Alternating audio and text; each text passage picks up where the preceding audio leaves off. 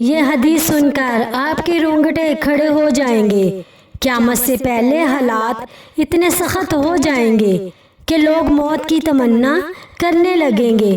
نبی کریم صلی اللہ علیہ وآلہ وسلم نے ارشاد فرمایا، قیامت اس وقت تک قائم نہ ہوگی جب تک ایک شخص کسی دوسرے کی قبر کے پاس سے گزرے گا اور کہے گا کاش اس کی جگہ قبر میں ہوتا۔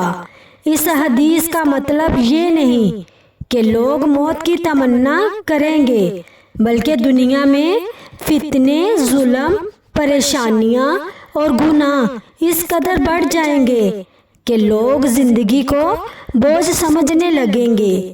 یہ حدیث ہمیں جگاتی بھی ہے اور ڈراتی بھی ہے کہ قیامت سے پہلے حالات بہت سخت ہوں گے، اس لیے ہمیں اپنے ایمان، نماز اور اللہ تعالیٰ سے تعلق کو مضبوط کرنا چاہیے۔